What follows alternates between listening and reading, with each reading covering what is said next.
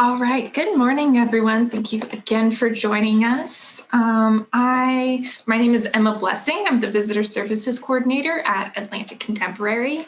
And thank you for joining us for this final programming event for Virtual Remains, which was one of the shows currently on view at Atlanta Contemporary. That show is curated by TK Smith as part of the Atlanta Biennial. Now I'd like to introduce TK. TK Smith is a Philadelphia-based writer, art critic, and curator. He's currently a PhD candidate in the American Civilization program at the University of Delaware. And he received his master's in American Studies and his bachelor's from St. Luke's University. And now I will go ahead and pass it over to TK. Thank you, TK. Thank you, Emma, and thank you everybody for joining us this Saturday afternoon, and for all of those who will join us in the future. I am very appreciative, one, to you and our panelists and the Atlanta Contemporary for making this final event for Virtual Remains, and as far as I know, the final event for the 2021 Atlanta Biennial possible. So thanks, everybody. I'm going to go ahead and get us started by sharing my screen, starting with the artist, Danielle Deadwyler. Now, I'm going to read all of this. You don't have to read along, so forgive me. I know it's long, but I promise this is an abridged version of her bio. This is an abridged version of her bio. So I'm going to read it because I got to do her some kind of justice. She's been out here working. So Danielle Deadwyler is a multidisciplinary performance artist, actor, and filmmaker. Deadwyler's race and gender-centered performances have appeared at Mint Gallery in Atlanta, Essex Flowers in New York City, White Space Gallery in Atlanta, the Luminary in St. Louis, and has in such exhibitions as If We Came From Nowhere Here, We Can't Go Somewhere There. In 2014 at the Mambu Badu Photography Collective in DC. As a filmmaker and producer, Deadwyler's works have been screened in the first annual Creative Loafing Shortcuts Contest in 2011, Hartsfield International Airport in 2016, Wonder Roots Local Film Series in 2013 and 15, as well as in such festivals as Atlanta's Film Festival in 2020 and the Film Festival.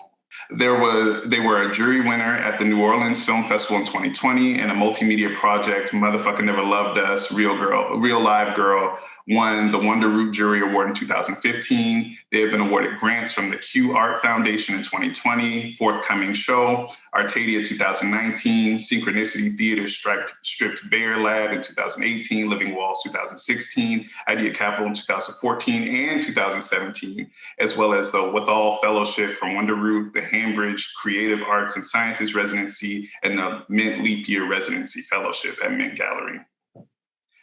Danielle Deadweiler received her MFA in Creative Writing and Poetry from Ashland University, an MA in American Studies, my sister in American Studies, from Columbia University, and a BA in History from Spelman College.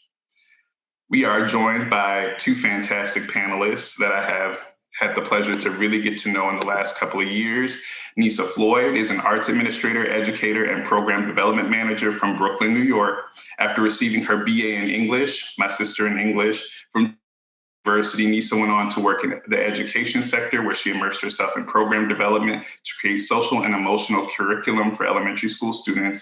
Nisa has served as a program coordinator at the Atlanta Contemporary and is a big part of what made this exhibition possible and the programming tied to it, where she managed the studio artist program, the public programming and internal events, the outreach initiatives, and so much more. That's, again, abridged. Currently, Nisa is the founder and CEO of Art Makes, an educational zine with a companion art kit that is distributed across Metro Atlanta to individuals of all ages.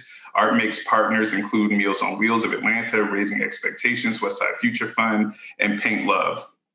Nisa received the 30 Under 30 Award from the Atlanta chapter of the Young Nonprofit Professionals Network in 2020. So we thank you, Nisa, for joining us. Tyra A is an emerging curator of African diaspora art and art history, PhD student at the University of Delaware. Her research explores the unofficial sites of origin that have transformed Black women's artistic practices over generations and the realities that affect their ability to move, create, and live freely. She has written for various publications and entitled including Art Papers, Art Bridges Museum, of American Art and the Cleveland Museum of Art. Tyra is a proud Atlanta native and alumna of Spelman College, where she studied English, my sister in English, and art history, and graduated cum laude in 2018. So welcome to all of our panelists. Thank you for joining us. Now, for the tedious part, I'm going to tell you a little bit about the exhibition before we get into the work. And just to forefront this conversation, we are very interested in creating a space where this work and Danielle's practice can be talked about freely, comfortably, with joy, with pain, however we may as panelists feel, however you may feel at home. This is not necessarily a traditional artist talk. So we invite you to put your questions and your comments in the chat, to feel however you may feel, to push back against whatever you may push back against, and to forgive us for any language that may be inexcusable or uncomfortable for you, because we're talking about some real stuff. And so welcome to this space. We hope you feel safe and comfortable, and welcome to Virtual Remains. It is a small portion of the 2021 Atlanta Biennial. The main portion of Care and Destruction, curated by Jordan Americani, is fantastic, and it only has a few weeks left. So if you're in Atlanta, in the South, coming through anytime in the next few weeks, please check us out at the Atlanta Contemporary. It's completely free, and it's an amazing experience. So if I do say so myself, I'm biased, but I think it's an amazing experience. Virtual Remains is the exhibition that lives in the project spaces of the Contemporary. The Contemporary is an industrial-like space built over and under, constructed into, and the project spaces are these very interesting niche spaces. One was a coal chute, one is kind of like an elbow space in between, as you can see illustrated on this map. And Danielle was brave enough to take on being the inaugural artist in the Secret Garden space. The Secret Garden space lives beyond the studio artists' studios in a little niche place outside. So you have to leave the building, enter a courtyard, and find through sound her piece hidden in this corner. And people really struggled to find it until they were still and listened and could follow sound. That was really interesting to experience. We're again thankful to the Contemporary for cleaning up the space to make space for this work. And I'm thankful to Danielle for embracing the space and intuitively responding to it. So Forerunner, and I'll go ahead and read this, is a multimedia installation that incorporates performance, video, and assemblage to intervene on the written histories of the Atlanta Railway Corridor by unearthing the thoughts, feelings, and experiences of the Black laborers who worked to construct it.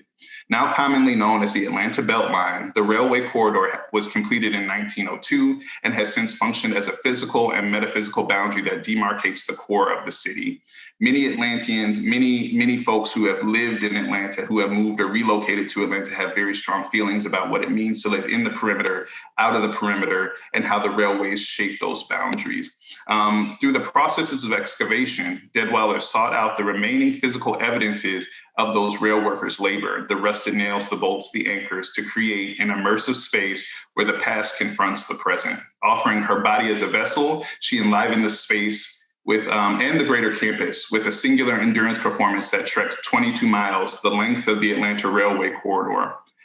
Challenging traditional forms of knowledge sharing, Deadwyler sought to reveal historical truths and trigger memory through the arduous and ecstatic movements of the laboring body, the tightness, the tension, the pleasure, and the pain. By interrupting the passive art viewing experience, her performance cut through the galleries, creating an undeniable reminder of her presence and the presence of the labor she embodied. So that's what the wall plaque says. To give you a little background, this happened during COVID. I reached out to Danielle, asking her if she would participate in this with me. We did a few virtual studio visits over Zoom, and she told me about this amazing project she was working on that hadn't physically materialized, but was in process of excavation and discovery, research and editing. Here's an installation shot just to show you that she herself got up on the ladders and installed those individual pieces intuitively in the space. And to give you a little glimpse of what it looked like at night, it took up the entire space. If you haven't had the chance to see it, the work enlivens again at night.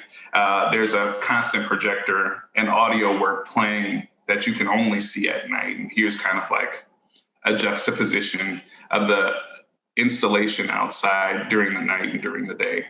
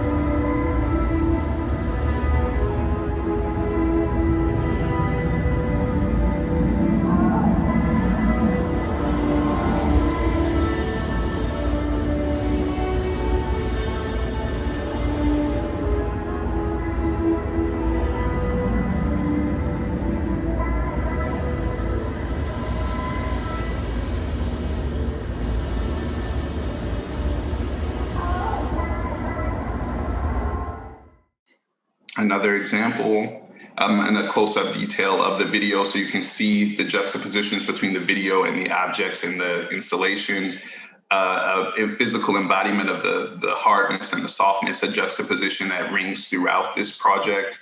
And here is the only image we have of Danielle during the performance. The performance occurred during the opening, the second day of the opening of the biennial, where she trekked physically through the spaces of the secret garden, into the courtyard, into the galleries, interrupting our viewing space all the way to the bridge to nowhere, which we will talk about a little more later.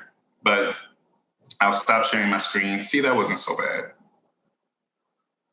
And invite my panelists to unmute, and I'll start with the question. So Danielle, when I approached you with this project, being a part of the Virtual Remains exhibition, the 2021 Atlanta Biennial, how did this project shift and change once it had a space, once it had a deadline? And did it interrupt, or is it just a continuous project that will continue after the biennial has ended? So good afternoon, everyone. First of all, thank you so much, TK. Thank you, Nisa. Thank you, Tyra. We're about to get real extra Atlanta real quick because I just feel that way. It's Saturday morning. It's like you're supposed to eat your cartoons and eat your cereal and let's have some fun. Process. Let's get into it. I had, we were just in the midst of pandemic, right? And I was trying my best to do everything I could to be okay, to have some kind of discipline to life not having any more quote unquote stability. And we had talked, and I think I was just still moving through an intuitive thing, like go for walks. That's the thing that I know as a root aspect of my familyhood, as a root aspect of Black folk, like walking. My mother would go walking like all the time. She literally just went walking this morning, and she takes her stick to like fend herself off from any kind of fiends or rabid dogs or whatever. And that was her thing. And I remember her doing that all the way from childhood. She ran the Peachtree Road Race a lot. Like that was what we did. We were working class kind of family. We didn't have, sometimes like a car wasn't accessible. So she would make us walk to the grocery store with her. Yeah, I'm talking about you, my mom in the background. She would make us walk to the grocery store. Now we're talking about, I lived off of Stewart Avenue. You're going to walk, it's at least 3 miles. So I remember her taking me and my two brothers. I have an older sister too, but she wasn't. She was in school at the time. So all of us having to walk all the way to Kroger, get groceries, and walk back. And so that is what I'm considering. I'm also thinking about this whole like a mythological like thing of my Uncle Freddie B. And we derived from Athens, Georgia. And so Uncle Freddie B was, that maverick kind of uncle figure. And he would do what he wanted to do, and he was in the military. Uncle Freddie B, in lore, walked from Athens to Atlanta because he couldn't get a ride. Don't make that face. He did.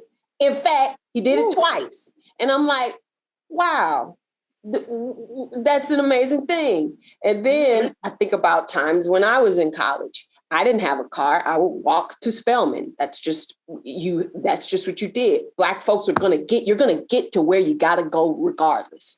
And so that's what I was thinking about during the time of pandemic. I'm thinking, just go do what you do. We're trying to access transportation. We're trying to get somewhere there. Don't know what it really is. We're going to go there. So that's what I'm doing. I'm walking down the BeltLine. On the east side, because that's where my home is. And I would just do it with my son or by myself, just because it was just an intuitive thing. It was just to get outside as safely as you possibly can. And I had always walked that space and would see rail figures. And my father worked on the railroad with CSX, with Amtrak for 35 years. He's retired now. And I'm just like, there's this thing trying to rupture up out of the ground. It's just sitting there. And I'm like, what is this? And so I just intuitively began to like collect. Like actually say, what is this? Dig with it with a stick the first time. Okay, cool. Let's get a little Let's get a little bit more rigorous. I can get some steel, dig with it like that. Okay, this is something. Dig more, collect. Dig more, archive, take pictures. So that's kind of like how it just snowballed into becoming a thing. And when we talked, I began to synthesize what does it mean to come from my personal history, what is it, thinking about my dad, thinking about my family and how they did the things that they did, and connect it to the experience of the history of the city, because this is my family first came to Atlanta when my parents did. So we're all like outside of Atlanta, Athens, Watkinsville, Social Circle, Georgia. So folks kind of doing a shorter distance migration, to something greater. And so I'm synthesizing personal history, city history, and what does it mean to try to recall and remember the things that are valuable in the work that folks have done in this space and place. And so that began an excavation process that materialized in these heavy, heavy, heavy boxes of nails, bolts, anchors, rusted, probably shouldn't touch them without getting a shot. And she brought them to the contemporary. We carried them out there, dropped them down. The boxes couldn't even hold them themselves. And she said, we have to make them float. She said they have to float, turned to the fabricator and was like, Mike, just make it float. How did you decide that they needed to float? They needed to be at eye level? Yeah, you asked a question like about my mission the other day, like my intent as an artist. And I'm thinking that I'm always buoyancy has been a part of a central vocabulary term that I've been thinking about because so much of my work is weighted, right? It's everything I do it's slow work. It's time, it's long extended periods of time. I collected those easements and those rail pieces over the course of multiple months, right? 6 months or so. And so I'm wanting to kind of hold two things at the same time, which is what we do, right? And I want it to feel like these things were coming up out of the notion of them being out of the work of holding something down, right? An anchor holds something down. And that's what we do. We hold a fucking city down. We hold down the household, whether you think about it in a racial manner or a gendered manner. So holding down, okay, well, like where's the breath? Where is the release, right? Where's a kind of ecstasy in this whole experience? And I think that is coming to a place where the thing that was below rises up and floats up and on a kind of dynamic leveling. Yeah. And the last question I'll ask is about the video. When you were putting together the video is an edited together an animated film, an audio installation from the documentation of this archival project. What made you want to manipulate it in the ways that you did? For those of you who haven't seen the video, it is a jarring and moving, almost as if you're walking there with her across this path. And when you come across one of these artifacts that are found, it's as if you are digging with her. So could you talk about that process and collaboration? Yeah, I wanted people to be a part of it in some kind of way, because when you said, okay, these are ephemeral works, Danielle, I take it very seriously. But then I thought this could be an avenue, right? It's an opportunity to show people how to consider the spaces that they walk in and the histories that are there. And so me showing you the excavation process, which is not some kind of like, scientific anthropological process. It's just being a person, being out, feeling the space, taking it in, digging it up. I wanted people to be a part of that, but also to consider the things that I was considering at the time and thinking about soft and hard labor. So there are 3 archival images that are animated to give the feel of the horizon, what you see, how you see the wavy like nature of the horizon, and can you make out what this is, and is hard labor just hard labor? Can we reinterpret what it looks like? Is there some level of softness or pleasure to the rote experience of doing something in a disciplined manner? And I worked with my long-term collaborators, Brandon Williams, Chrissy Brimage on the animation. Brandon's worked with me as an editor and a DP for a long time, as well as Munir Zaki, who did the sound composition, which is, it's a mix of railroad horns from like the early 1900s. It's three different distinctive railroad horns, and then a mix with Clara Smith's "Tight Like That" song. And Munir is just great at like taking my intuitive feeling and what I want it to express sonically, and all those things intermingle to create the video. Well, I have to say, the thing that really attracted me to the work and made me fall in love with the work as it began to materialize is that process of contending with history in a way where it is not all negative and not all bad, but also enabling it to exist in a way that confronts and puts the body, the sacrifice, just as that story with your uncle who made that trek 2 times. People go back, to the pyramids and say, well, how is this possible? Humans can't do that. But when you come from a marginalized community, an oppressed community, an enslaved community, you understand the body can do a lot. The elasticity of the body, the capability of the body is pushed to its limits, and in human ways to survive, and in inhuman ways to endure. And so tagging on to that question about labor, what is the role that sacrifice plays in the labor of our lifetime? Black Atlanteans sacrificed their lives so railroads could be built, and later whole communities when 285 was constructed. Now that while the West Side expansion is a buzz phrase, what's at stake for those Black people, for Atlanta, and how can we protect that? Mm-hmm. I would love for somebody else to dig into it with me. Like, oh, that's heavy. I don't know. Well, I think, you want to go talk? I was going to say that, we think about what's at stake. Well, last week, people who are homeless were camped outside demanding rights, like demanding that they have space and get resources. And one individual whose name I forget, he was speaking to people, and he said, living in Atlanta is like living with a bunch of roaches. And turn the light on, it's like they scurry. They don't want to admit that there's a problem, that they are the reason for the problem. Like Atlanta officials, all of these individuals, roaches, just scurry when the lights go on. And so when we talk about what is at stake and, who do we protect the people who have to live with these roaches. And unfortunately, those people are us. But then it goes back to that labor of, I'm tired.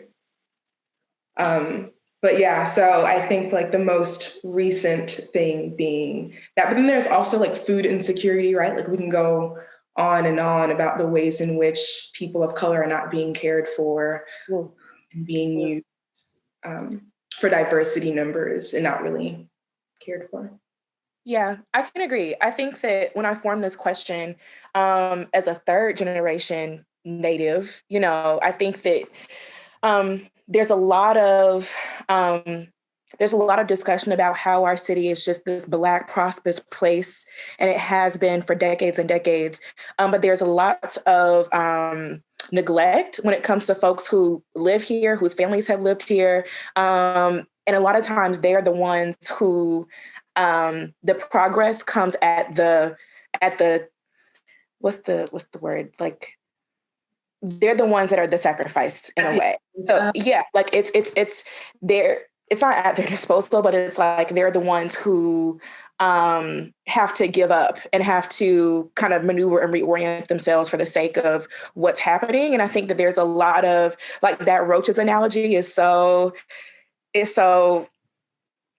like jarring, but very, very accurate. Because I think that not only is it, officials and people whose families are very embedded in the classes structure where we live, but it's also people who come here and say, oh, well, it's Atlanta, it's fun, it's the South, it's cheap, it's great, but y'all the ones driving up rent. And we know, this week, there's nowhere in the US that a person making minimum wage can live comfortably, right? So I think a lot about the ways that people who live on the margins, people experiencing homelessness, people experiencing food insecurity, all manner of things, they're the ones who will constantly have to be, shoved to the side for whatever. I mean, I think about neighborhoods like Summerhill, right above Peoplestown.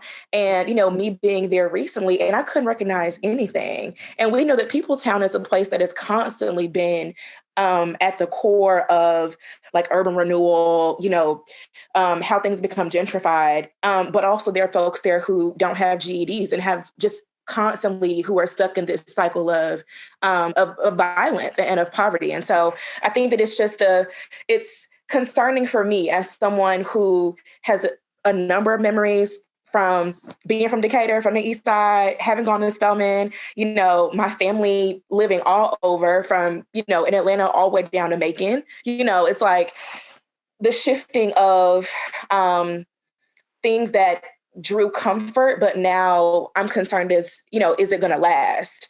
Because there's so much interest, which for some people may seem like a good thing, but not so much. So, yeah.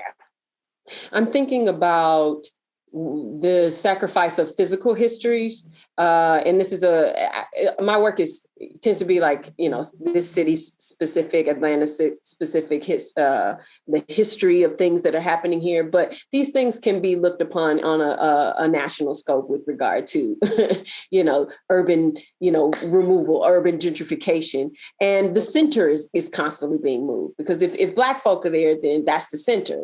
Tony told us, right? Like if I'm on the margin, then you coming over here, right? I am the center. And so and thinking about how this city was built on a racist structure, right? And how 285 is meant to keep folks out, or, and how my family and, a lot of Black folks' family come from these projects, which were the first projects in the country. Now they're all gone, right? So those physical histories are gone, but you still hear folk call out Herndon home, Bourne home, all the home, right? Like on some Goody Mob shit, all the homes. Right? I will never forget them. Like that in my head, that is the name, right? And so when you call something old Fourth Ward, that's not what we called it when I went to Grady. We called it Fourth Ward because it was Fourth Ward, as if the history of what something is right now gets to be thrown away. And that's bullshit. And then thinking about where we're pushed to. So all the folks who were in the center of the city pre-1996 are now south of the city. I've read numerous stories. I think one from like the Atlantic about how those people, how Black folks, Black women specifically with Black children, having to ride into the city to receive resources, or be them like, economically deprived or just homeless in general. The way they move, the way you have to move is so difficult.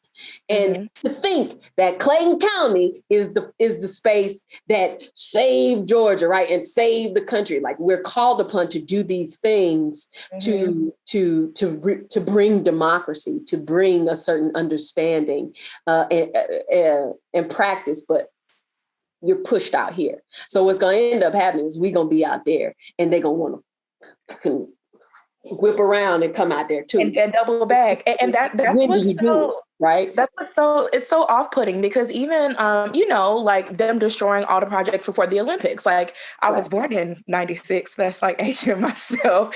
But, my dad would tell me like, oh yeah, it was a massive like platform to beautify the city, how cities do for Olympics and big things like that. But it's interesting how to build like the Olympic Stadium, which now, Georgia State and, the Braves have now moved, and just how that was the center of so much. The city still relies on in certain ways, but people who live in Peoplestown and Summerhill over there, like how neighborhoods are very like cherry picked. Like, okay, we were here in 96, everybody fled, You know, it was run down, it was raggedy, schools underperforming, like massive poverty. But now there goes that doubling back. Like, oh, we're gonna, you know, it's prime real estate and it's close to the to City Hall, and it's, you know, talking about and boasting the same amenities that for the longest weren't prioritized and people who weren't prioritized. So it's very wishy-washy kind of rationale that guides what parts of the city are the moment. You know, Castleberry is like the moment, and it's all these things that are there. But I don't know, it's scary to see that rapid movement and that very like cyclical thing that I feel like the powers that be that do these things rely on our perceived lack of memory, but we can recall all that stuff, you know, like it's not lost on us. And there are physical manifestations of that. And I love what you said about like buoyancy and the fact that the people who do that work, like who are working on railroads, who do all various kinds of labor now are not supposed to be seen, right? You're supposed to be out of sight. You're supposed to be, you know, behind the veil. But you raising those things and saying, okay, there is hard labor here, there's intense labor here, but there also is an opportunity for softness and for lightness. And those two things being dual and them being just mutually engaged, I think is really critical to that conversation as well. Yeah. And I also wonder if there is empowerment in this buoyancy and in this ability to float. Obviously, it's not a choice, right? Like Black people don't choose to be marginalized. However, as it relates to the work in the Secret Garden, there's this choice in like, yes, holding something down, but also being able to uproot yourself when it no longer serves you. It's Freddie B taking the 22 miles to do something that something no longer served him, and moving away from that and recognizing that fluidity, that buoyancy, and that floating is almost imperative to the Black experience, because white folk will make us responsible for things that we should not be responsible for. And instead of having stakes, physical stakes in their capitalism, being able to gotta go. Like, y'all acting raggedy. Right? And so it's, you know, yes, it is sacrifice, but it's also empowering. And I say that as someone who worked for a predominantly white institution and recognized that I held it down and was like, I'm tired.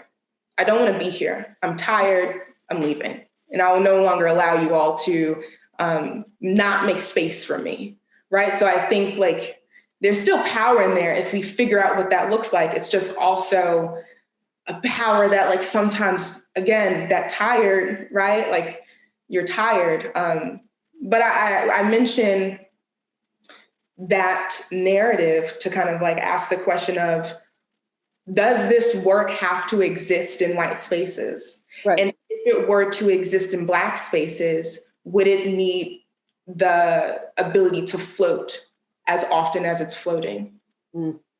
I think that's an interesting question, because, you know, when we opened up the talk, we recognized the land, we recognized the indigenous people's land, and we recognized the legacy of that land.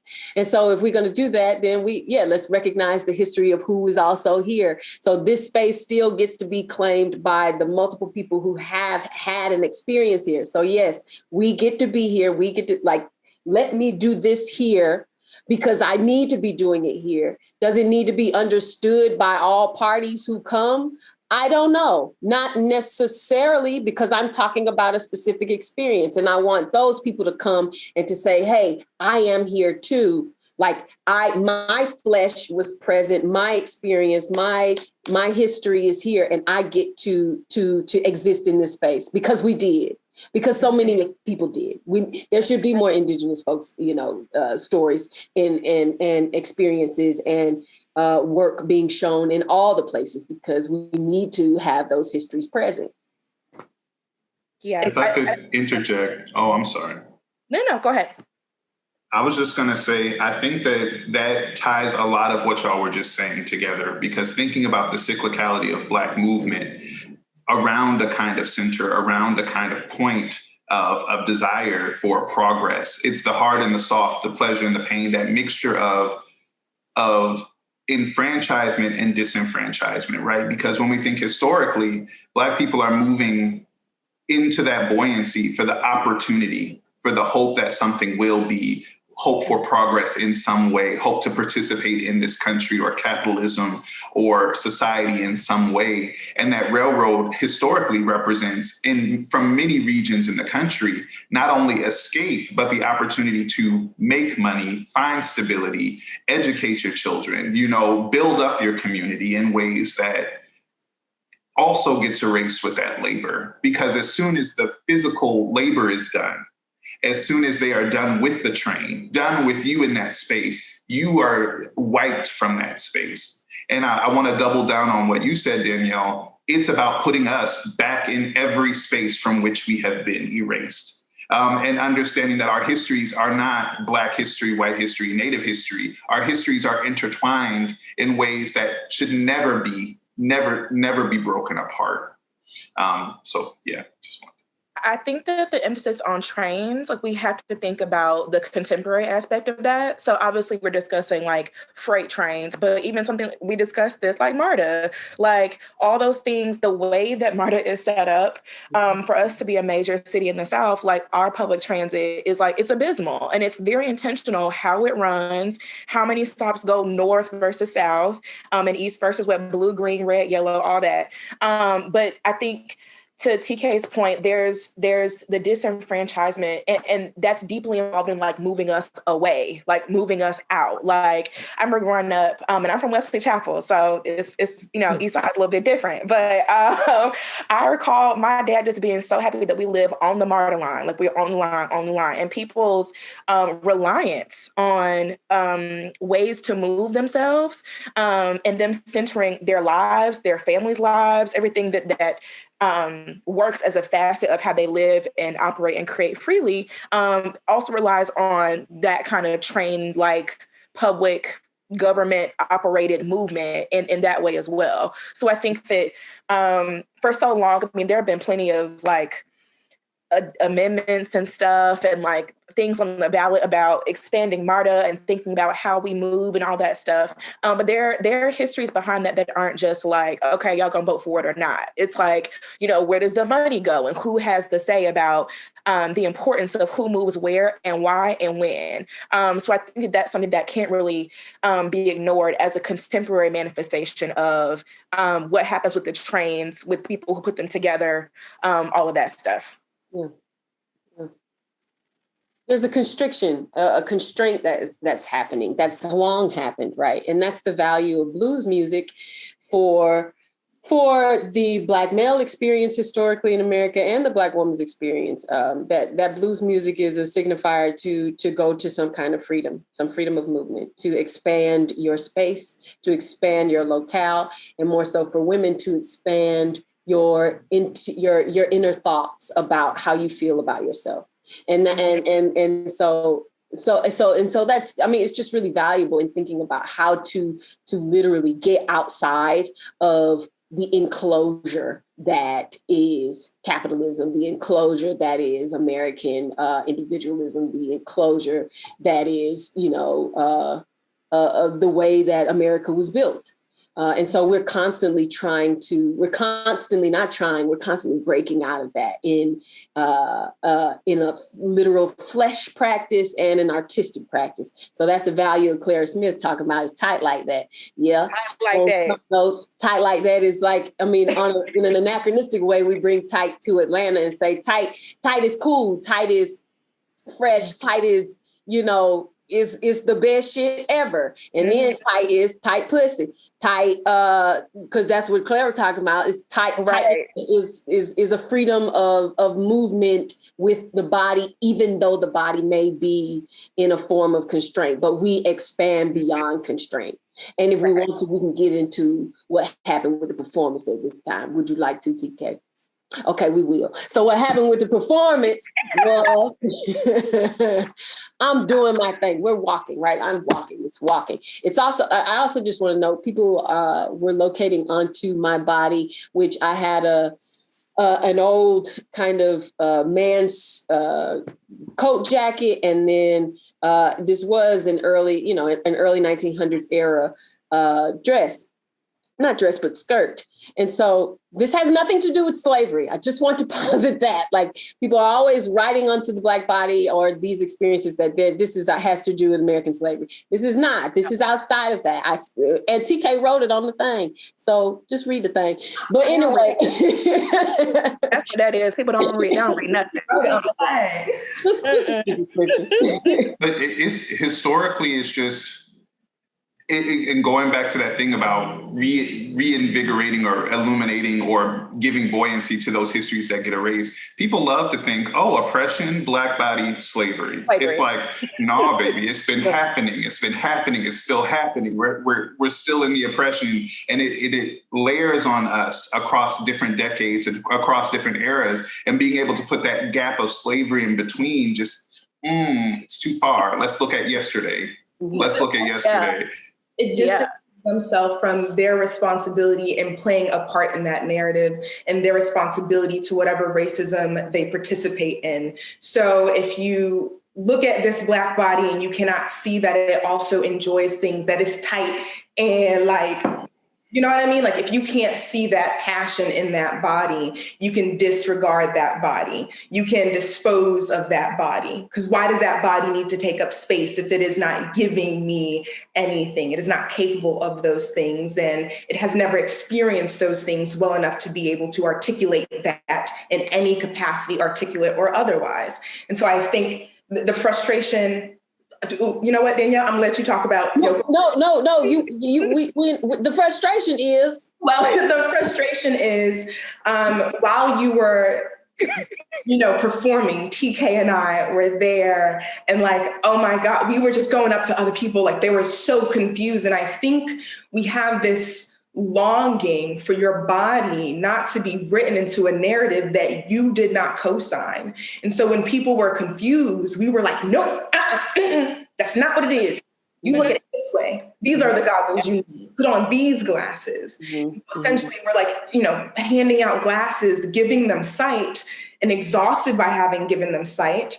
And the people who did not see the performance were not given those glasses. The only glasses that they have are the glasses that America gave to them.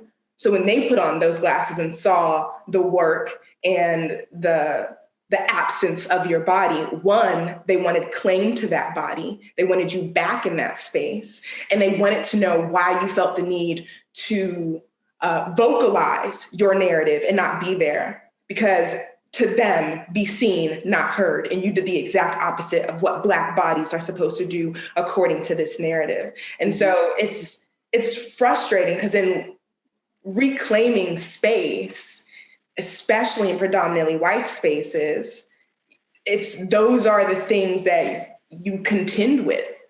But speak on how the performance felt for you and all of that stuff. Oh my goodness. It was a practice in rhythm, right? And TK brought up other terms about tight and tension and what the body is capable of doing. I'm always interested in the endurance quality of the body. I have to bring into the conversation my identity as an actor. I've long tried to separate these two things, to have performance art and actor over here, but I can't anymore. And now they're meshing, right? And so that is a more controlled space. Performance art is a less controlled space. So in the experience of this performance where I am trekking 22 miles, which is the length of the BeltLine, the Atlanta Railroad Corridor, I am on the margins, but constantly thinking about myself as a rhythm space, right? As a center. That is what allowed me to keep churning, to keep going. The steel is is the perimeter that I'm walking, and my locomotive is going, right? And so I began in the literal secret garden space and kind of just ease on out into the gallery space and out into the front space of the museum, and then further out into the parking lot space, which is, if you've seen or witnessed the contemporary parking lot, which is shared amongst other companies and organizations that work in that space, it's huge. It's a nice, beautiful space, wide concrete space, which is in direct proximity to a railroad line that is, you can hear the trains outside, but there's a bridge that's no longer operable. And on that bridge and in that space are just, an FYI for folks, houseless peoples. And they are there. And so I am dressed in my garb, and I am walking, and I am trekking, and I am quiet, and I am a loud, small Black body as well. And I am doing my thing. And then this white security guard is seeking to stop me. I get to the bridge where there are the houseless folks living. And once I am nearing there, he calls out to me, ma'am. And then I continue to walk. And mind you, there are 2 police cars who are in direct proximity to me as I'm walking. So they're not minding what I'm doing.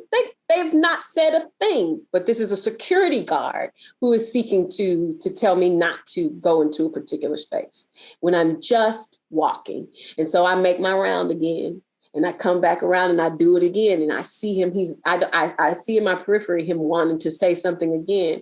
And so I go again. And at this point, he's, ma'am, you can't something. And then by that time, TK and Nisa are coming out and therefore shifting who they are in the moment as arts administrators, as curator, as folks who are, serving folks to supporting folks to redefine how they're looking at, things, to come kind of help them move out of the blur of their confusion and turning into protectors. Right. And I know and feel that Nisa is with me and is therefore now laboring in another capacity as a boundary between me and this man who wants to stop me from just walking. And TK is having to bring, further contemporary folks and staff out to have a conversation with this person about something that is so simple and so easy. And so with that, to not get into further legality concerns, my path is shifted. The expansiveness of my walk is shifted, and it changes it doesn't wholly change the rhythm, but I have to shift gears in order to continue along my path, which Black folk do this shit all the time. Mm-hmm. They do it all the time. And that was the experience. You just keep going. That's all I could think about was keep going. And then thinking that, I just meditated on a lot of Toni Morrison quotes, this is not your job. This is not your job. You do your job and then you go home because that was the thought, right? Do this. And then that is it for the work that you are doing, right? I'm trying to, in my process, get out of the exhaustive nature of my body being utilized to this capacity, and it is no more, right? And then even still, like there's an interior work that had to be done to get out of the boundary that is somebody who's trying to halt your movement, your freedom of movement. If I could too, I would like to zoom out for a second and contextualize this in the understanding of the multiple layers of labor that are happening. As a curator, we invite artists into spaces to do their thing. Danielle, you want to do this project? Are you interested? The complex layers that she added on to this installation, performance, video work, audio work, she kept adding all of these elements, which are in themselves labor. So we're talking about labor in this installation as a work, but we're also talking about labor as this artist, as this body performing it. And so when it got to be the performance, the issue was, are you really going to walk 22 miles around this? Are you really going to use your body in that way? I'm not paying you that much. The money is not that great. I can't, and it becomes that tension for me of, I understand that my job is to make a space for someone to express themselves, to express their ideas, to express their concerns, to speak to their audiences. How much do I allow if I can, because again, this is Danielle Deadweiler. She wasn't caring about what I allowed. She was going to do her work. Them to perform this labor for an audience that may not appreciate, may not reciprocate. And then here we are, she's performing this labor with her body. She gets interrupted by this security guard who immediately reads houselessness on her, immediately reads violence and racism when we attempt to tell him what this is about. Immediately he says, oh, so this is a racial thing, you're racist, this is racist, she's racist. I thank God that Nisa was there, and Nisa is vigilant, and Nisa was paying attention to everything at once, because if she hadn't have signaled to me, and Davion Alston, who was also there, that something was happening, Danielle would have just kept going around and around, confronted by this man. If we hadn't have stepped outside, I don't know what would have happened. And that scares me. And I think also, sorry. Well, I was going to say that you, as art administrators, right? You're a curator, art administrator. Part of our job is to protect artists, right? Protect your work, your integrity, your space, your practice. And because we knew you was gonna walk, it then became, one, we cannot be a part of the system that is changing her route. We cannot tell her less miles, walk here. Like, that is not our job to do. Our job is to lay down some tracks so that she has somewhere to go. And so recognizing what our job was, I think TK and I, one, my initial reaction when Danielle made the signal was, oh, somebody is confused and they want to be enlightened, right? So we're going there, again, we got our glasses and we're ready to put some glasses on some people. And then we see the security guard and it's me, TK and Davion, two Black men. It is recognizing who those individuals were and what they mean to me.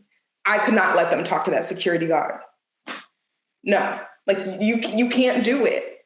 Because what happens when you then get put into a position where your body is put at risk, right? So there's like this, okay, what does that look like? And so bringing in more people was important, but it's also recognizing that like all of this labor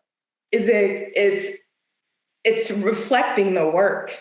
Your work is about being pushed out of space. Your work is about these long treks. Your work is about not having the tools. Your work is about this racist infrastructure.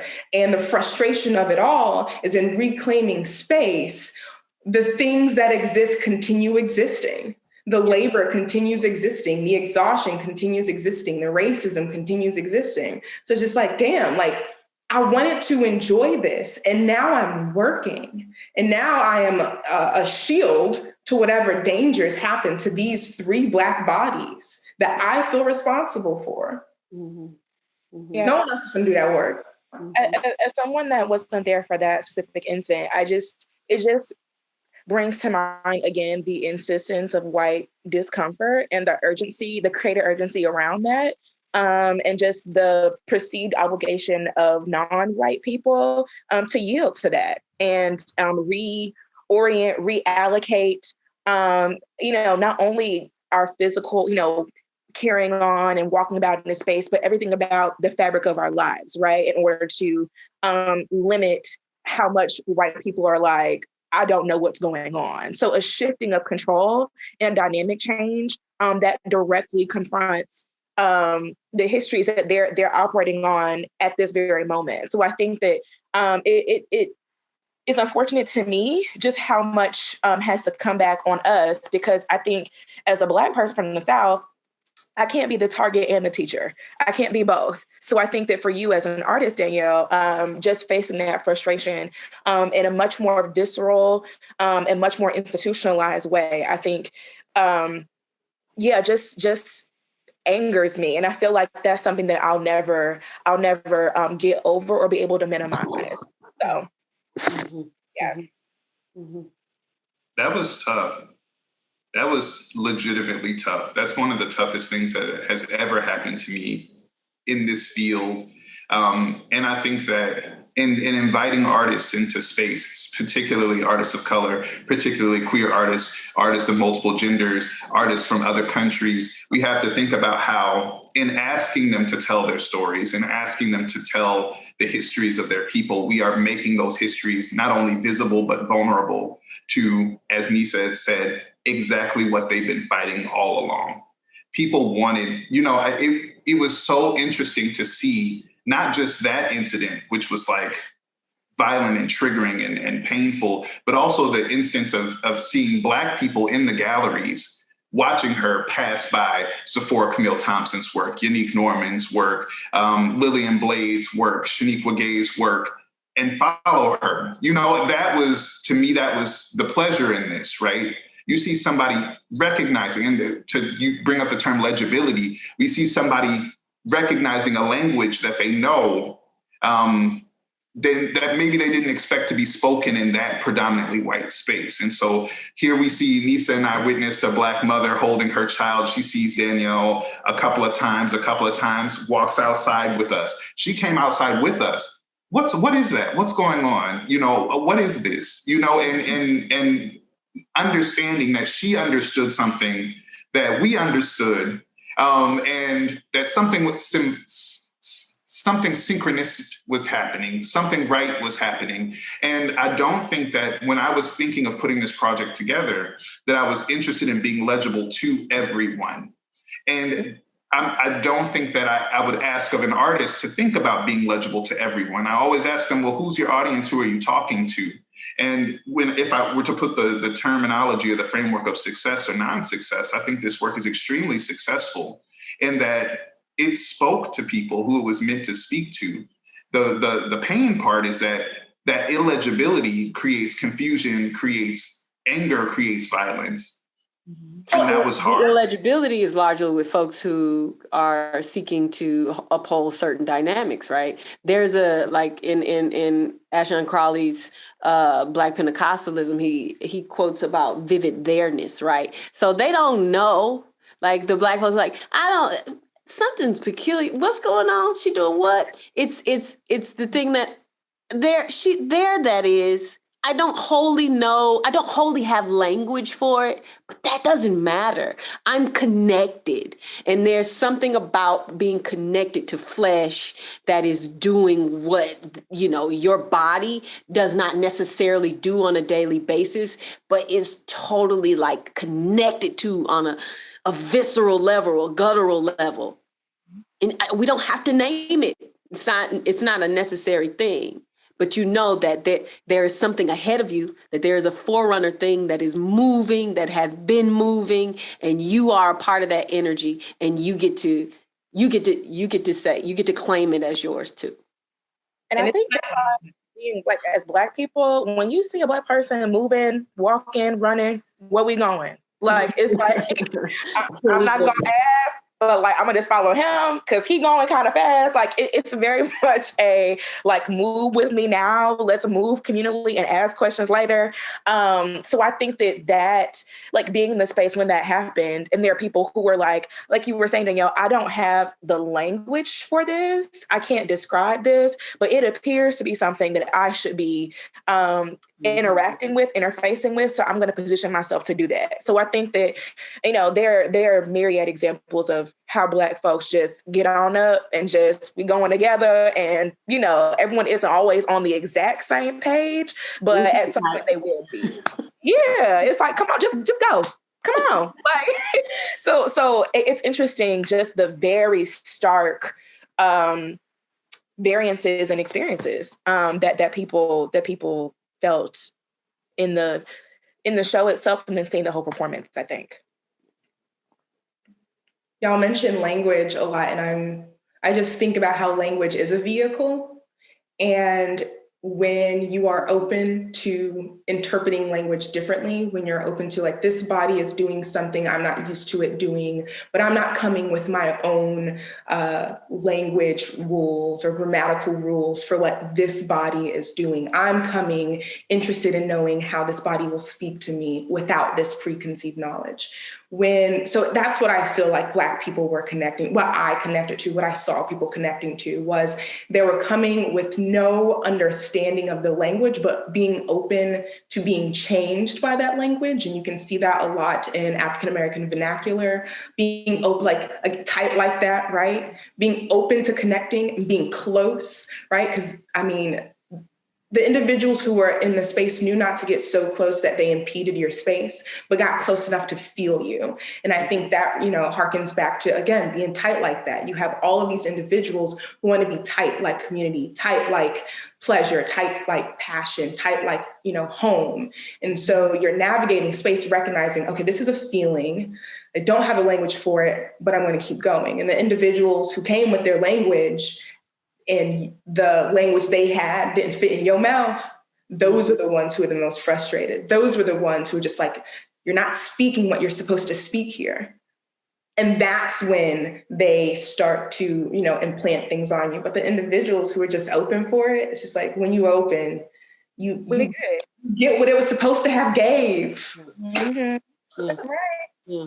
And I'm interested in going back to this tight pussy. So you say, how do we reckon with? Let's go back. How do we reckon with Black women's pleasure and the practice of overlapping labors? I feel like this ties into what you were saying earlier and what Nisa just said. Power acquired by Black womanhood in their labor, or dealing with the beneficiaries of their labor, their benefactors, is the full question. But reading pleasure on a Black body is so narrowly associated with pain. And we've had responses to the work where people have interpreted sounds that were pleasurable sounds as painful sounds, as sounds of violence.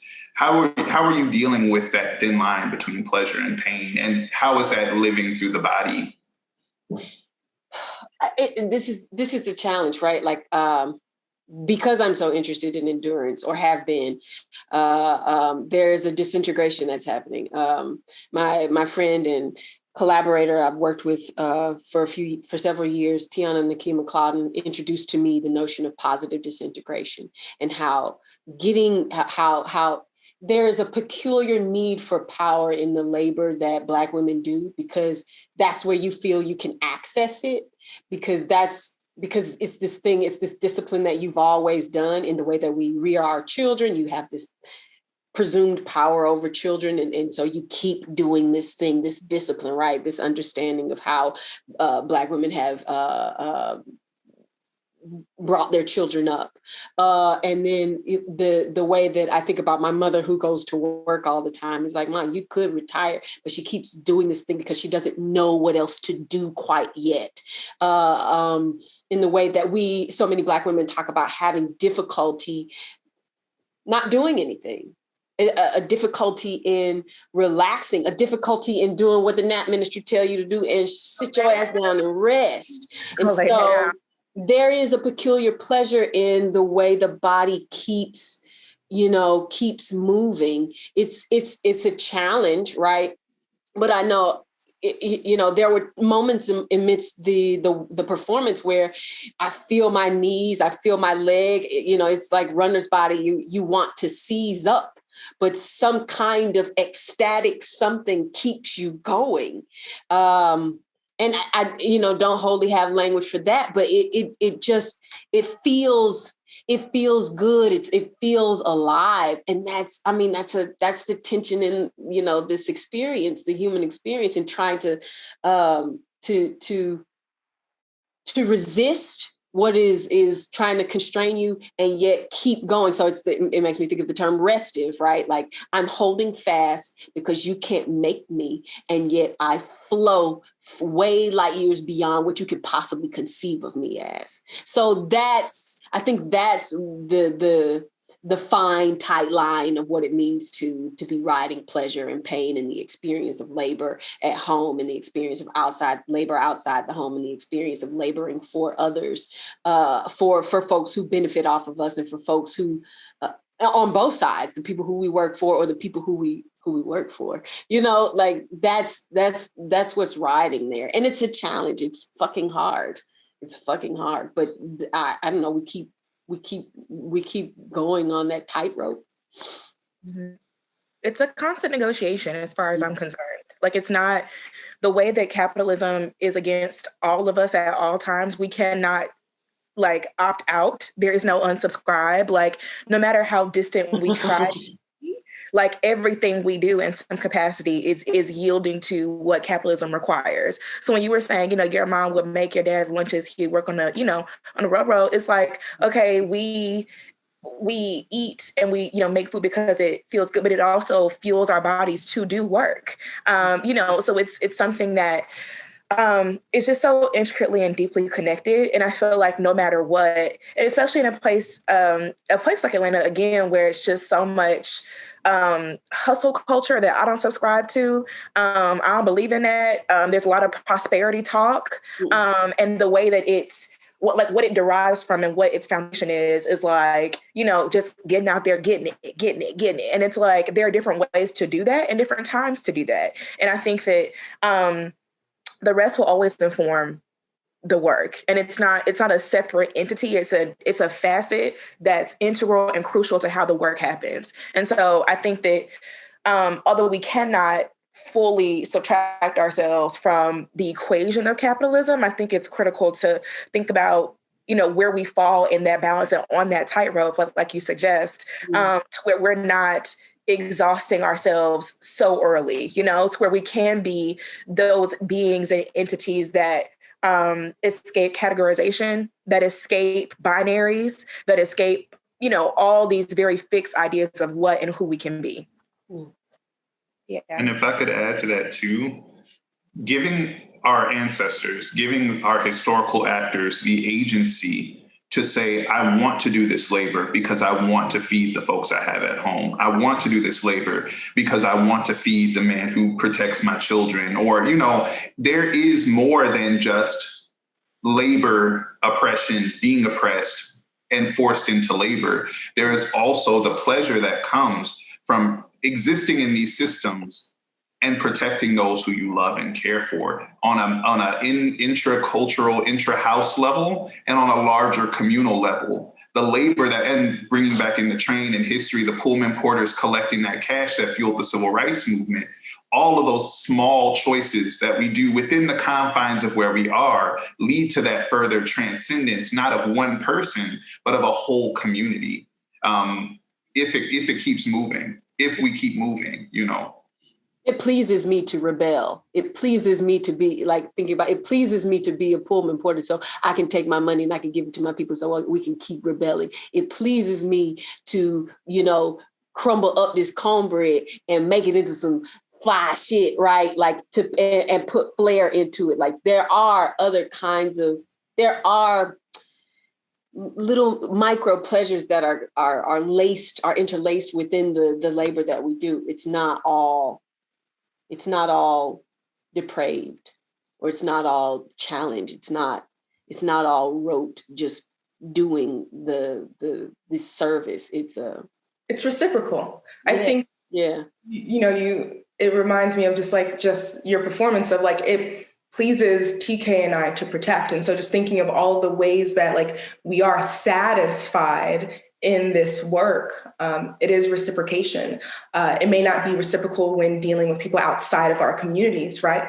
But it's not about them. They're not centralized in this space. Mm-hmm. So when we're working, when we're engaging in sexual relationships, it's purely about that reciprocation that we are allowed to have. I want you fed so you can eat. So this is what that looks like.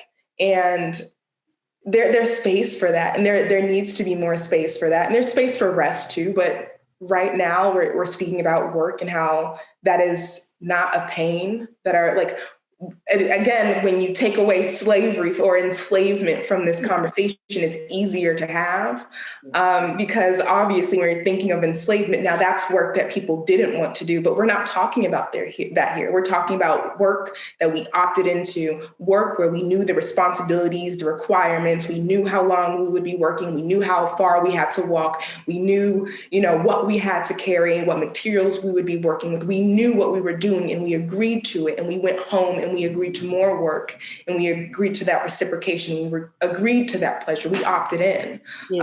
There's autonomy in that is beautiful. And even that autonomy is pleasurable, right? Just the ability to choose to walk. Yeah. Yeah, that's the glory of it, right? Like there are these train horns, and these sounds are across these decades of this thing being created, right? But Claire Smith's Tight Like That is 1920s. The work is done. I get to tight like that. You know what I mean? I get to be pleased. I get to do it at the hotel. I get to do it at home. I get to do it when I'm out. I get to drink. I get to live. I get to be ecstatic in the work that I've done, for it is already done. And now I am pleased in myself and pleasing myself. And there's power in that elasticity. So.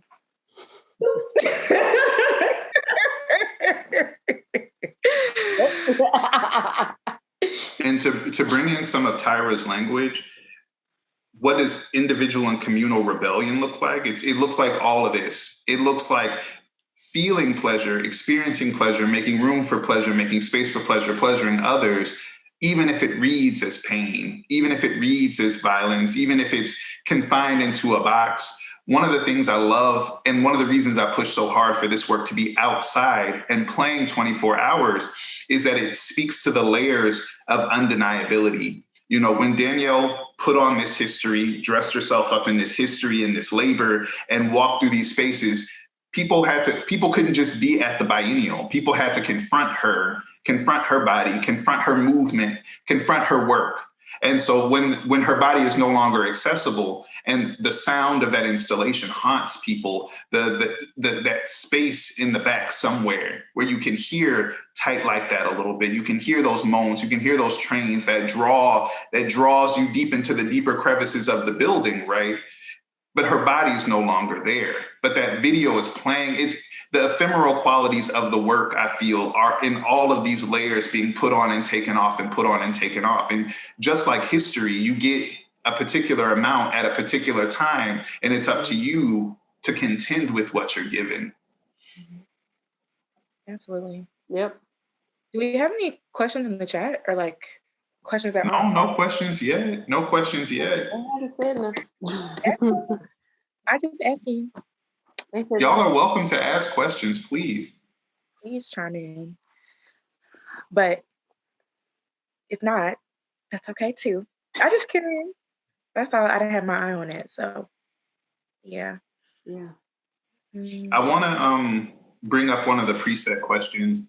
And I think that conversation will lead us to a short break before we open up for an official Q&A, if that works for the panelists. And I want to talk about gender. The costume you wore was a combination of gender hardness and softness, in that way, masculinity and femininity.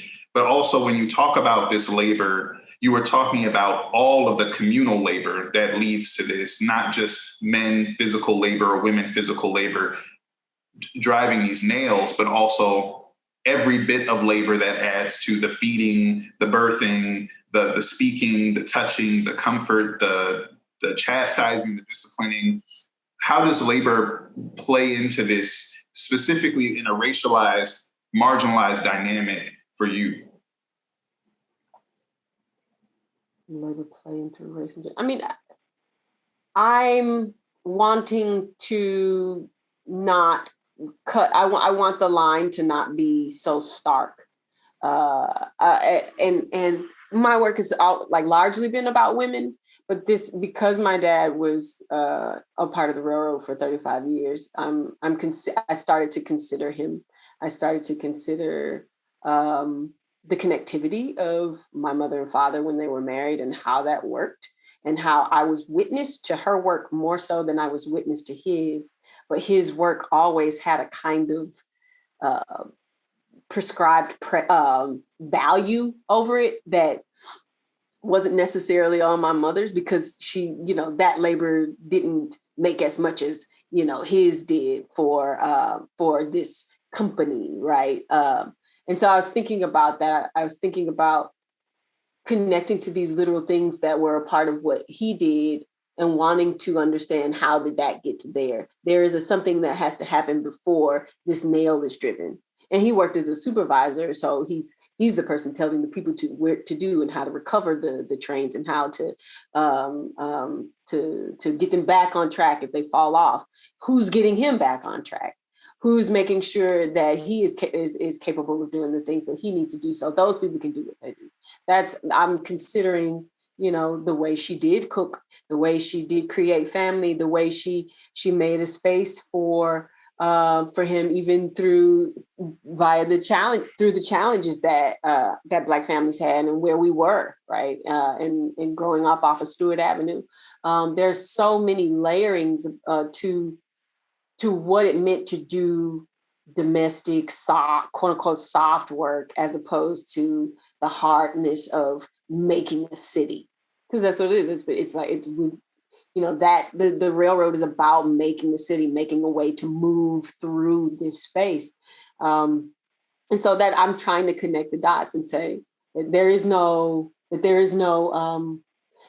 barricade from one part of the labor to the next. They're all interwoven. They're all deeply connected. And if it's Black, then, there's a specificity to that kind of an experience.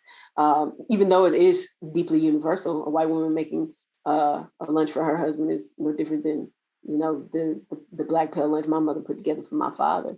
But it's different in the socioeconomic dynamic of how that came to be and what it means for the children and where we are and how she moves and who gets to have the car, right? And who gets to, why we live closer to a MARTA rail line, why we have to live right where we are, because if we lived farther out with a bigger house, that means you got to have more cars, and you just can't quite do that right yet because the money is funnier or whatever. This is about that. This is this overarching understanding of how Black people make family, make life in order to make labor outside of the home and to make this inner space cohesive and conducive to togetherness. Absolutely. Yeah. I love that. Just every bit of it was so, I'm trying to give some words and they're not coming, but yeah, I felt that. I think it feels very familiar. That's all. Yeah. Go ahead, Nisa. I was going to say it feels good to just sit in some things that you share about your work. It feels good to not always have a response and to let it exist and to marinate and meditate. That rested quality of just like letting it exist and letting yourself feel pleasure and yeah.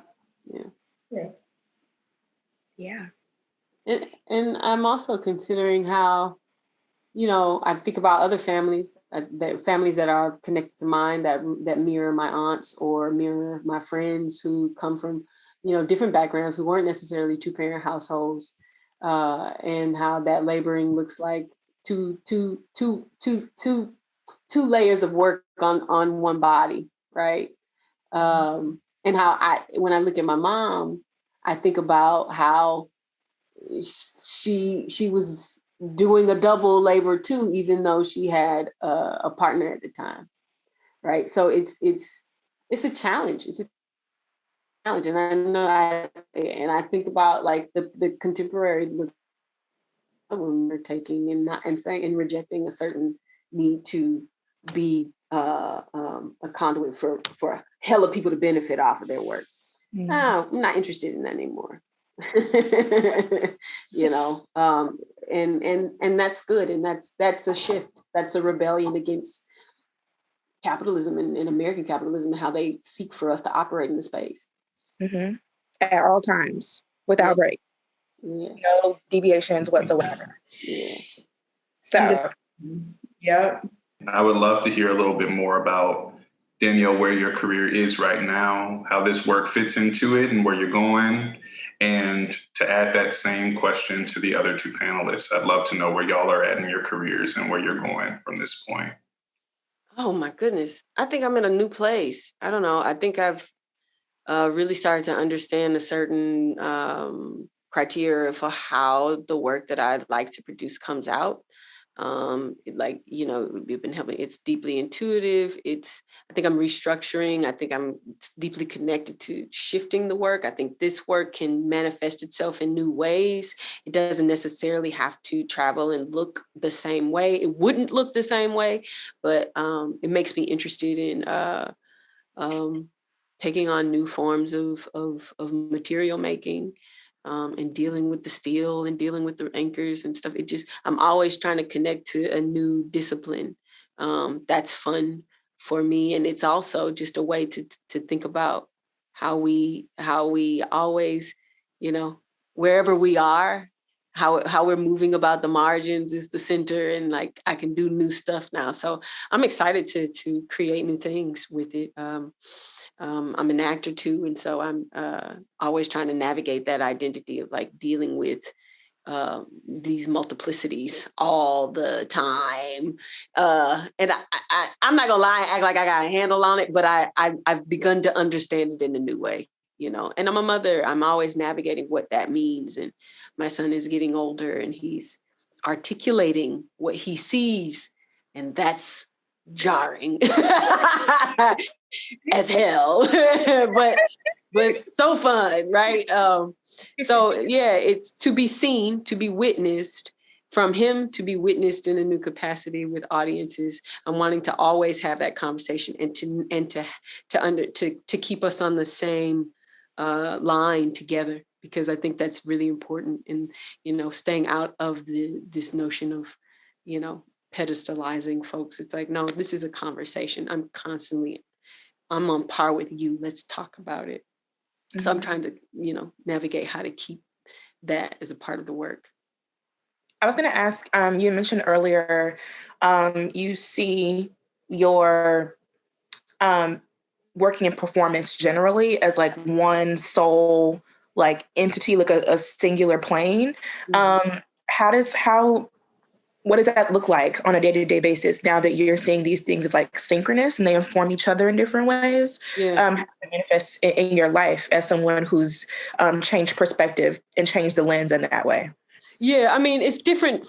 The medium calls for different things, but it's all rooted in the same thing. And it's rooted in that desire to get to just some kind of weightlessness, right? The commercial work, which is what I think about, like the TV and the film, and I think that is consumable in a different way than the performance art. I need both, though. I need to change the lens, right? To take those glasses off and put these glasses on. I think that those two spaces should be having conversation more. It looks like I'm riding with both these things on the side of my head, like, or in my head at the same time. It looks like I'm on a set. Or I'm deeply involved in a production, and I'm drawing, you know, parallels to what does it mean to be thinking about, you know, to be thinking about overlapping layers, to be thinking, like, all of that informs how both things get made. They one just may be stripped differently than the other, but they are both in conversation. I'm constantly thinking about all these things. Yeah. and I mean, I'm thinking, you know, and intuition comes into play in both, right? I just have a longer period, a slower, deeper process of the performance work or the performance art, or you know, I'm getting into materials and found objects and molding and sculpting, right? Like in the way that I do it. That's what's happening. I think I don't know if I'm making sense, but I'm making sense. We got you. Yeah, we follow you, literally, figuratively, you know. Yeah, but it's fun. It's beautiful to do. It's beautiful to do. Because, people limit what the actor can do. It's such a strange thing. And I think about other well-known actors who are, working in painting and in visual arts in that capacity. And they're like, oh, it's such an aberration. No, not. Actually, yeah, be over there, have this conversation. We're all artists and let's figure this thing out together. So yeah. I'm trying to do that in myself and with everyone else too. Yeah, definitely. Mm-hmm. How are you resting? You talk a lot about the work that you're doing and how you can do more of it. The rest, you were talking, how you said nap. Oh, yeah. I take naps, dead ass. It's a big thing, I take naps. I will take a 15-minute, I will sit, I will walk. I think the walking is a meditation unto itself. Their clarity comes with that. I'm a big dreamer.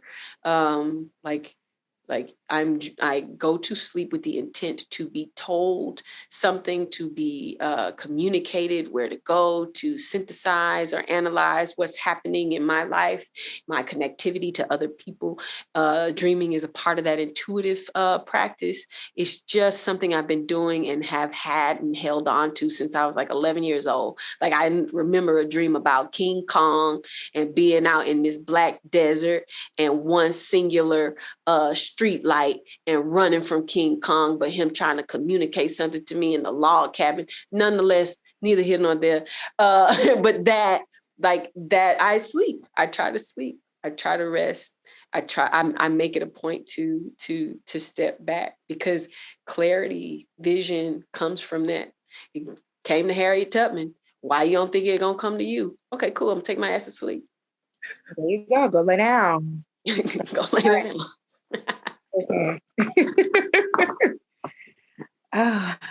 Any questions? Yeah. No, but I would still love to know what y'all are doing. Yeah, me too. Oh, well, TK, you know about the endless around the clock labor with no breaks. You know about that. So just being the form. Okay, that's fine. Take your time. Don't rush. Yeah, get it formed. What's happening? So I am doing lots of artist-centric work, editing things, writing things. So happy that the issue of Art Papers is out now for the summer. Oh, you mean this issue? Yeah. This issue right here? The summer. Oh my goodness. Yeah, so I am I love my Art Papers family that obviously TK is a part of. But just coming off the heels of that, preparing to write my master's thesis this fall. So just lots of getting that in order and trying to think about concepts and theories and all manner of things that I'm going to be writing about. So just trying to get myself ahead of it before the semester starts in September, for me at least. So that's the bulk of it. Soaking up, heat. I don't know if it's being from the South. I love heat. I love, because I can always cool down. Now, my body likes how it feels to be hot and go into a cool space, or sit in front of a fan or whatever. I love that. I never get tired of that. So it's my first summer living alone. So that's also really great. And negotiating, I'm gonna lay down every day if I want to, because ain't nobody in here but me. So yeah, so it feels good. And going to bar at 7 a.m. and sweating for my life, just trying to build better habits that when it's time to write, laying down isn't my only way that I find rest. It's doing other things intentionally that are going to be restorative, not just to do work, but just because I feel feeling fuller and more complete just for myself. So that's all I got. Nisa? Wow. A lot of everything. So I definitely have to navigate rest more intentionally. Not that y'all asked for a morning regimen, but I'm going to give you one. I wake up and I try and garden barefoot at least every day, just to feel connected to something, to just listen to the universe and the world. The other day, there was like a frog on the leaf of one of my eggplant leaves that just stayed there all day. And so I like made a little pool for it and I sprayed it with water so it wouldn't get so hot, and being able to slow down enough to take care of those things. And then I like researched what frogs symbolize, and it was a symbol for fruitfulness and for prosperity and all of those things. So definitely taking time outside is what I've been starting my days with. I am currently meeting with an artist, so I'll be curating my first show in a couple of months. So that is exciting, and that's an endeavor born out of needing to centralize being a part of the work outside of ensuring that the work happens. I think as a woman, as a Black woman, the labor that I do is often in ensuring that there is space for other people, and doing that in the space that I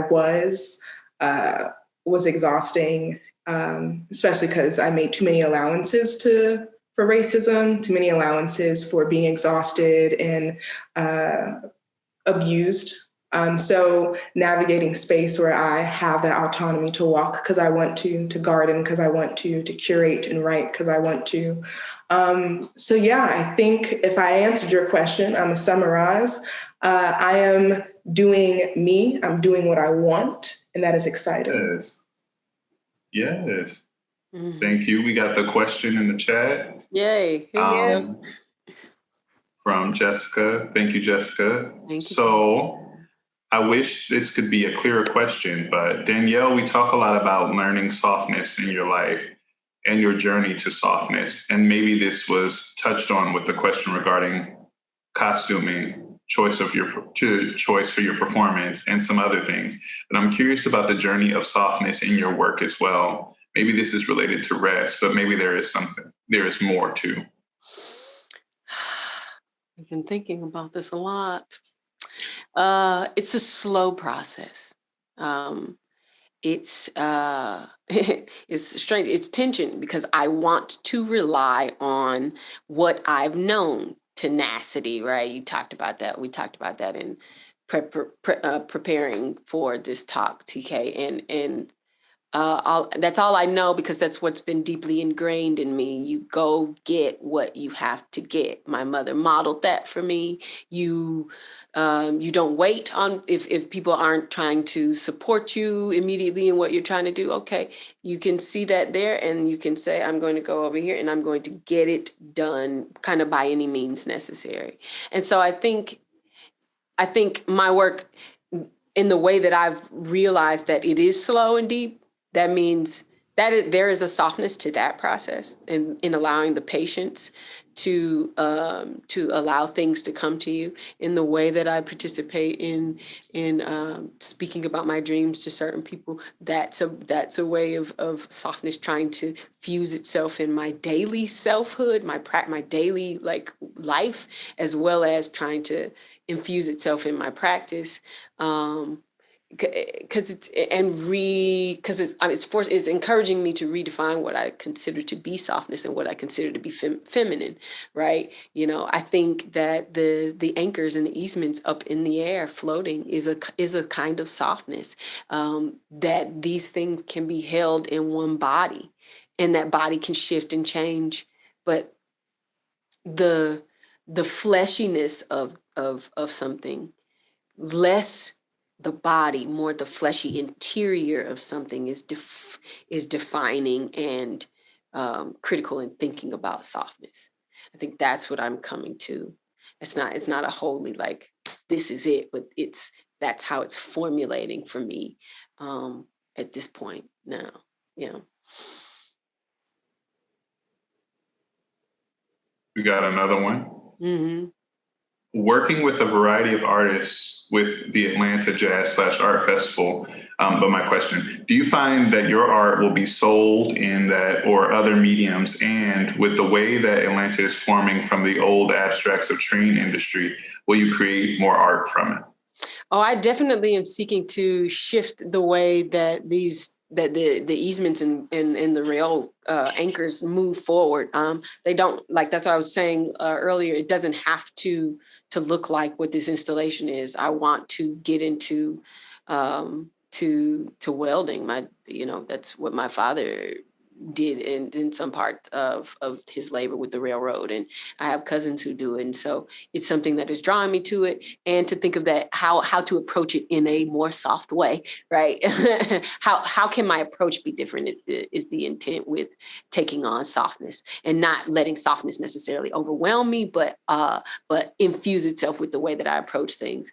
And I don't know. I don't know if I'm interested necessarily in being a part of those spaces. I've never been approached to be a part of it. I've never applied to be a part of them. I think that's the value of how I approached work in the past. I'm directly interested in the people. And so all of my performance artwork was like, I'm on the street. It's about folks who aren't necessarily trying to come to some kind of institution, some kind of edifice, something that was supported with a certain folks' monies. I'm like, I'm doing this out here with y'all. I've had those conversations. I'm interested in having conversations with the folks on the ground, the folks who do come from the spaces that I remember coming up in as a kid and playing in the apartments and playing on the street, and folks who hanging out on the corner. That's a valuable, valid space to have fucking art. And I wanted to do art there. And so I have been doing art there.